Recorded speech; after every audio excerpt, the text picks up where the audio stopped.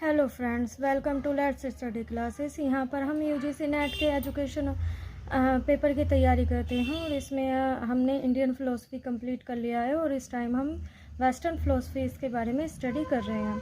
तो basically friends, मैंने आपको अपनी प्रीवियस वीडियो में आइडियलिज्म के बारे में पढ़ाया था और आज हम रियलिज्म के बारे में स्टडी करते हैं। तो बेसिकली रियलिज्म होता क्या है, जैसे कि आपको नाम से ही पता चल रहा होगा कि रियलिज्म यानी कि रियलिटी, जो रियल में दिखाई देता है, इसी को ही अगर आप तोड़ लें रियलिज्म यानी कि जो कि रियलिटी में दिखाई दे रहा है या दिखाई देता है, उसी के बारे में स्टडी। इन रियलिज्म, जो वर्ड रियल है वो डिनोट करता है एक्चुअल और एग्जिस्टेंस, यानी कि जो कि हमें परसीव होता है, जो कि हम एक्चुअलिटी में देखते हैं और एग्जिस्ट करता है। ये जो इंडिकेट करता है उन चीज़ों को, उन इवेंट्स को जो कि इस वर्ल्ड में अपने आप में हैं और उनका खुद का एक अधिकार है, यानी कि अपना एक एग्जिस्टेंस है। जैसे कि अगर हम बात करें कि भाई यूनिवर्स में क्या क्या चीज़ें हैं, जैसे कि काफ़ी सारी चीज़ें हैं, गैलेक्सीज हैं और सन है, मून है, काफ़ी सारी चीज़ें हैं। और ऐसे ही हम अपने चारों तरफ देखें तो चारों तरफ भाई पेड़ हैं, पौधे हैं, गाड़ियां हैं और मोटरसाइकिलें हैं, ऊंची ऊंची बिल्डिंग्स हैं, तो काफ़ी सारी चीज़ें हैं, यानी कि उनका वो एक्चुअलिटी में वो एग्जिस्ट करते हैं और उनका अपना एक ओन एग्जिस्टेंस है। बेसिकली एरिस्टोटल जो हैं उनको कहा जाता है फादर ऑफ रियलिज्म। तो कभी कभी यूजीसी नेट में क्वेश्चन आते हैं कि भाई रियलिज्म के फादर किसको कहा जाता है, तो ये लिख लें कि एरिस्टोटल इनके फादर कहे जाते हैं। बात करते हैं हम एक्सपोनेंट्स की, तो एक्सपोनेंट्स में काफ़ी सारे एक्सपोनेंट्स हैं, जैसे कि जॉन लॉक हो गए और इरास्मस हो गए, रेबेलिस हो गए, कॉमिश हो गए, बर्टन रसल हो गए, फ्रांसिस बेकन, मिल्टन, काफ़ी सारे हमारे क्या है एक्सपोनेंट्स हैं। बात करते हैं मेटाफिजिक्स के। मेटाफिजिक्स क्या है, क्योंकि मैंने आपको काफ़ी सारे जो पॉइंट टू रिव्यू बताए थे कि हम लोग आगे आने वाली जो वेस्टर्न फिलोसफीज हैं उन्हीं पॉइंट्स के ऊपर स्टडी करेंगे। तो अगर बात आती है कि मेटाफिजिक्स क्या है, तो मेटाफिजिक्स यानी कि किसके ऊपर बात होगी, मटेरियलिस्टिक, क्योंकि ये जो रियलिज्म है वो बेसिकली स्टडी करता है कि जो चीज़ रियलिटी में दिखाई देती हैं। अब रियलिटी में क्या दिखाई देंगी, जो कि रियलिटी में मटेरियल से बनी हुई हैं। तो बेसिकली जो मेटाफिजिक्स इससे रिलेटेड है कॉन्क्रीट मैटर से, और मैटर क्या हो गया, एक फंडामेंटल एलिमेंट और ultimate reality of this realistic, यानी कि जो कि फंडामेंटल मैटर क्या है, फंडामेंटल एलिमेंट है, यानी कि ये चाहिए। अब बात आती है एपिस्टेमोलॉजी की। एपिस्टेमोलॉजी क्या है, तो बेसिकली ये इसमें 2 स्टेजेस बताई गई हैं किसी भी नोइंग की, कि पहला हो गया सेंसेशन और एब्स्ट्रैक्शन। तो यानी कि एक तरीके से कहा जाता है कि ये हो गया स्पेक्टर्स थ्योरी से रिगार्डेड होता है हमारा ये रियलिज्म। तो इसमें बेसिकली हो गया कि भाई ये किस पे एम्फोसिस कर देता है, ऑब्जर्वेशन और एक्सपेरिमेंटेशन पे देता है। ऑब्जर्वेशन यानी कि जिसको कि हम ऑब्जर्व कर सकते हैं, मतलब हम जिसको देख सकते हैं और जिसके ऊपर एक्सपेरिमेंट किया जा सकता है। ऐसे ही बात करते हैं एक्सियोलॉजी की, कि इसमें किस चीज़ की कैसी वैल्यूज़ के ऊपर बात करती हैं।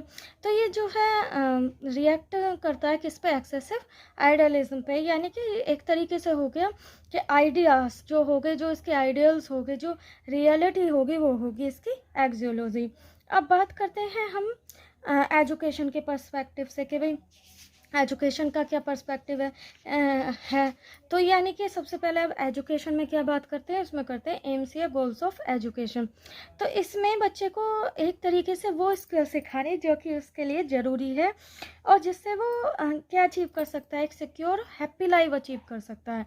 इट मीन्स कि भाई बच्चे को क्या करके दिखाना है, उसको रियलिटी में चीज़ें सिखानी है। उसको ये नहीं है कि हमने बस बुक पढ़ा दी और उसकी बात ख़त्म, नहीं, उसको रियलिटी में चीज़ें करके दिखानी है। जैसे कि सपोज डैट कोई भी काम कर रहा है, काम इन द सेंस के मान लीजिए एक्सपेरिमेंट ही कर रहा है किसी चीज़ में, क्योंकि रियलिज्म में एक्सपेरिमेंट की बात आती है। जैसे कि मान लीजिए मोटर बनाना सीख रहा है वो, तो ये नहीं है कि मोटर की जो एक तरीके से जो इलेक्ट्रिक मोटर आती है उनकी केवल उसका प्रोसेस उसको सिखा दिया, नहीं, उसको बाकायदा उसको लेबोरेटरी में ले जाएं, उसको वायर्स के बारे में, हर एक कॉपर के बारे में, सभी चीज़ के बारे में उसको कंप्लीट इंफॉर्मेशन दें और उसको मोटिवेट करें कि भाई वो अपने आप इस एक इलेक्ट्रिक मोटर को बना के दिखाए। इससे क्या होगा कि वो उसके अंदर स्किल्स आएंगी और वो अपने इससे और उसको एक वोकेशनल फॉर्म में वो इलेक्ट करके वो अपना एक सिक्योर और हैप्पी लाइफ को